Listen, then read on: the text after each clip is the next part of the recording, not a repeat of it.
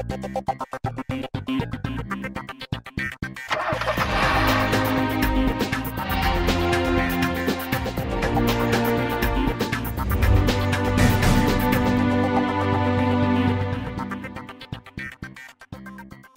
is the return of the Grand Vitara to the Indian market. Maruti Suzuki finally has a real play in the very competitive, very crowded and very high volume compact SUV space. Here's the car with me. You get a first glimpse of it here on the show this week. Welcome to the Car and Bike Show. I'm Siddharth Vinayak Partnkar, and you can see that I've got two cars here. They look kind of similar, but they're not, because that is the smart hybrid or the mild hybrid, which really comes from the Suzuki end of this partnership. The partnership I'm referring to is with Toyota, and that's where the full hybrid or the strong hybrid system comes from. And these are the two variants that we are driving. We'll have details for you very soon as the embargo lifts. The other car that's been getting a lot of attention, of course, is another one that broke cover just a few days ago, the XUV400 from Mahindra. Yes, the first full electric SUV from the brand. The details and the review.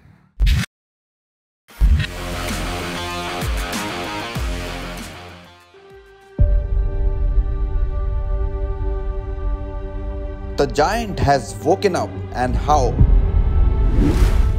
For the last few years, as its competitors kept launching electric cars, Mahindra silently kept working on its EV program. After revealing 5 SUVs that will be launched over the next 4 years as part of its Born Electric strategy, the automaker has unveiled the XUV400, a car that in its concept form was first seen at the Auto Expo 2020. While the actual launch is still some time away, we got to spend some time with the upcoming electric compact SUV. Compared to the XUV300, the face of the XUV400 is quite different. There you have engines, so you need a grille. Here that's not the case. So the company has taken its liberties in giving you a nice looking face on the car. You look at these arrow patterns with a satin copper finish, look nice. Same finish on the Twin Peaks logo as well. Satin copper on the bumper, on the profile, on the rear, on the roof as well. It's everywhere. So Mahindra is trying to use this color to give the electric car a different identity. Then you look at the nice looking slim LED projector headlamps with familiar looking DRLs, add to the overall sporty appeal of the car. Come to the profile, you get more sporty appeal on the XUV400. The big circular wheel arches look good and sporty. They gel well with these nice looking 16-inch alloy wheels. This, by the way, has a charging socket inside from where you can charge the car. You come further down and then you see body cladding as the satin copper finish I spoke about. You have roof rails as well, and overall this car is much longer than the 300. So total length is 4,200 millimeters. Wheelbase 2,600 millimeters. That only guarantees more space inside the cabin. We'll come to that in a bit.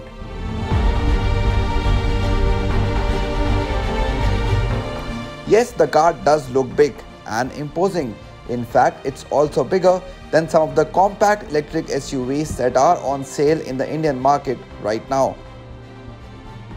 Looking at the silhouette, you just get an impression that the XUV300 has grown considerably.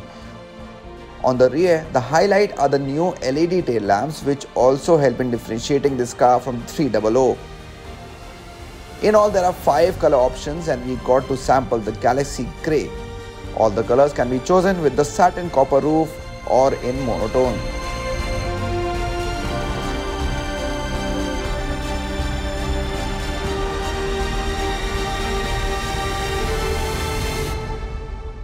The cabin somewhat reminds you of the XUV300, though the colors used here are different. So you get an all black theme on the dash and on the seats, which look quite sporty and add to the sporty feel of the vehicle. Satin copper is used inside cabin as well on a lot of places. So on the AC vents you see it, on the buttons below the touchscreen, on the climate controls as well, on the gear lever, on the Twin Peaks logo, on the steering wheel as well. So again, generous use of satin copper here. The cluster is part analog, part digital, somewhat similar to the 300, but instead of the RPM meter, you get a different meter which gives you some idea of economy and how you're driving the car. So if it needs a power boost or if the batteries are charging, that status you can see on this meter. Then you have the 8-inch touchscreen system similar to the 300. It is compatible with Apple CarPlay and Android Auto, though they are wired, not wireless. You also get BlueSense Plus connected car technique here, which gives you access to more than 60 connected car features, many of which you can also control through a remote location. So that's nice. Overall, ergonomically, this cabin hasn't been bad before, so that continues here on this car as well. Good storage options both on the front row as well as on the second row. However, it seems Mahindra did miss a trick by not making this cabin less dated and more feature-rich. The modern day consumer may not really approve of a relatively smaller screen as well as the absence of a full digital cluster. On the upside, presence of a sunroof makes the cabin feel airier, and the increased length has certainly resulted in a more spacious second row when compared to other electric compact SUVs. What's missing here are AC vents and a 3-point seat belt for the middle passenger, though you do get a center armrest. The second row gets the option of a 60-40 split to offer more practicality. Another advantage of the increased length of this car is the higher boot space. The XUV400 gets 378 liters of luggage space, and if measured till the roof, it stands at 418 liters.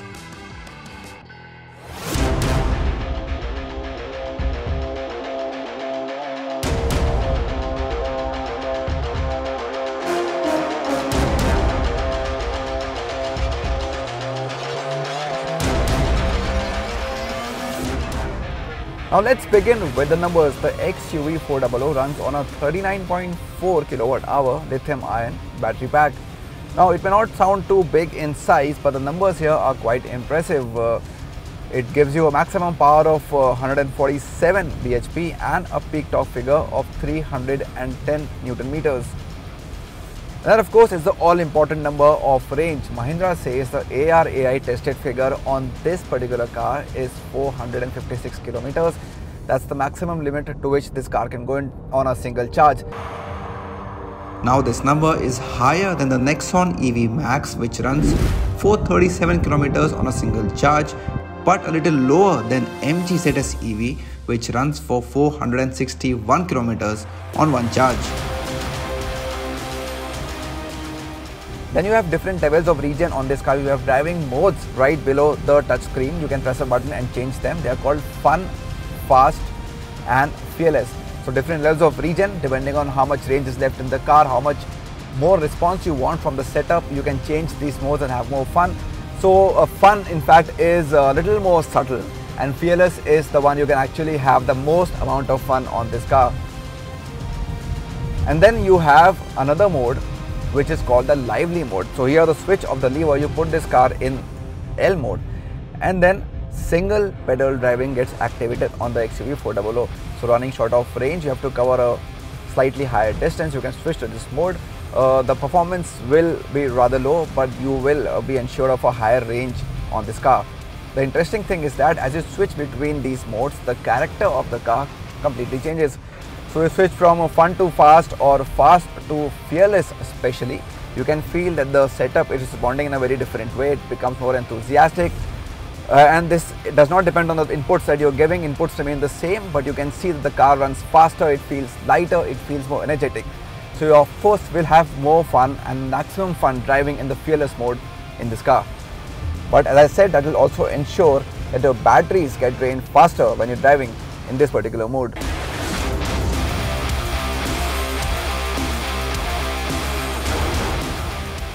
Mahindra says apart from region levels, change in driving modes tunes the response of steering as well as throttle. Now we all know the best part about electric cars, right? You get all the torque right from the beginning. So at 25 RPM only, you're getting all the torque of 310 Newton meters. And here on the high speed test track of MSPT is where you enjoy this car the most, because the acceleration is really fast. So you hit 60 km per hour in just 4 seconds. 100 km per hour in around 8.3 seconds. So this car is quick. So you get that fast initial acceleration that you really like. You need an empty road for that, and we got that today. According to Mahindra, the inertia of the battery should not amplify the vibrations coming from the road. Thankfully, this is a cabin where exterior disturbances are largely controlled from coming in, be it unwanted sounds or vibrations. On to the ride quality, and Mahindra says that the rear suspension has not been changed when you compare it to the XUV300. Though the floor has been significantly modified because of the batteries, So overall you get a good combination of ride and handling, because even in the 300 there were not really any complaints about the ride quality, and that's the case on the 400 as well. And though this is a tall car, but it is wide as well, and that aids in somewhat decent handling that you get on the XUV400. So you don't really get thrown around in this vehicle, and you get a fairly confident drive by driving it even on high speeds. The SUV gets a ground clearance of 190mm, which will enable it to tackle bad roads easily. Talking about safety, just like the 300, even the 400 gets as many as 6 airbags. The car also gets disc brakes on all 4 wheels. Mahindra says extensive use of high-strength steel has made its structure crash compliant.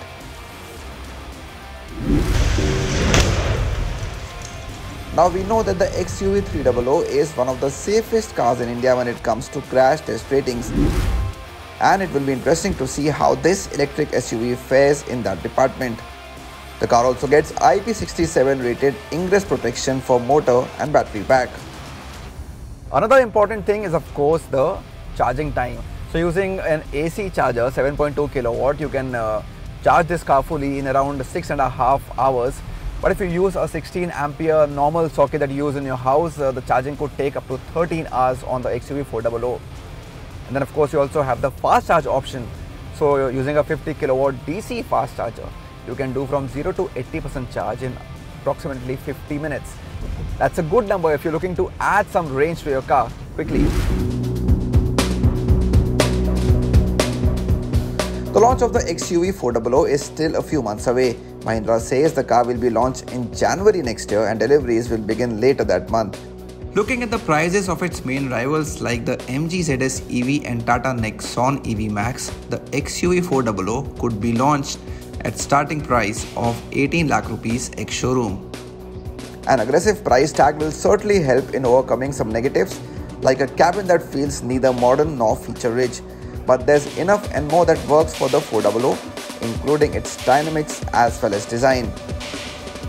If the range stays true, the latest XUV could be in for a long, successful haul in the Indian EV space.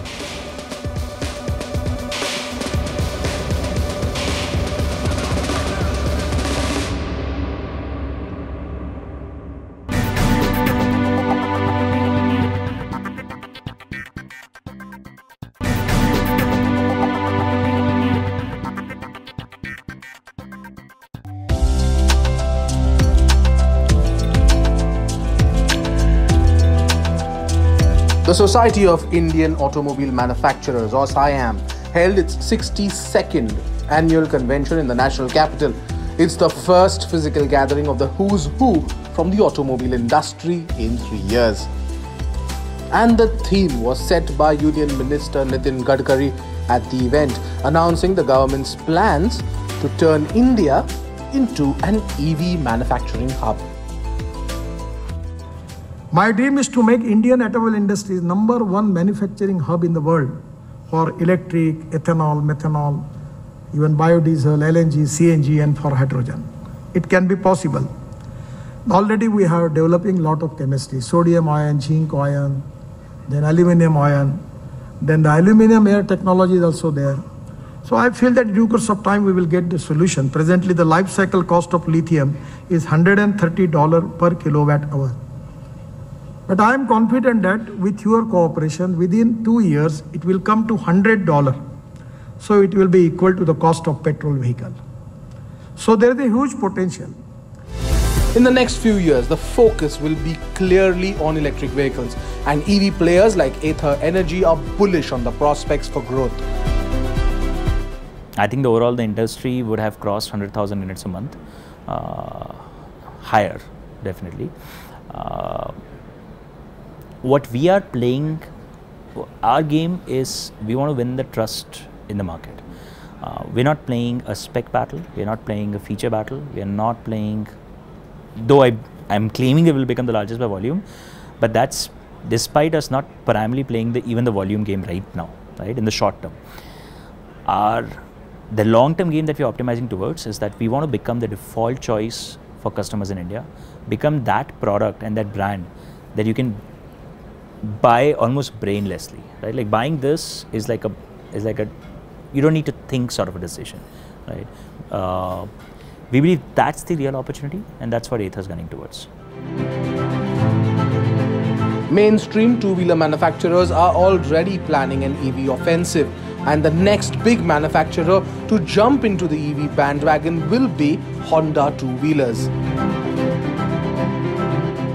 Yeah, mainly India market consumer like to have a moped class as well as EV class. So some of them need to more high speed. So therefore we are concentrating to consider moped class and the EV class in India. So for our viewers, the moped class will be 50 kilometers per hour speed? Yeah, around 50 kilometer, and the EV is about 60 kph. So therefore both of them will be needed in front of consumers in India. Suzuki Motorcycle India is also considering an electric scooter, which will likely have a design similar to the 125cc Bergman Street. At this point in time, we are actively looking at that space. It would not be proper for me to say that we are gonna come out with an electric vehicle almost immediately. But yes, we are looking at this space, and we feel that there are a lot of uncertainties which are still around the overall EV ecosystem. CarAndBike spoke to stalwarts from top automakers on various topics ranging from safety, business, EVs, retail and policies.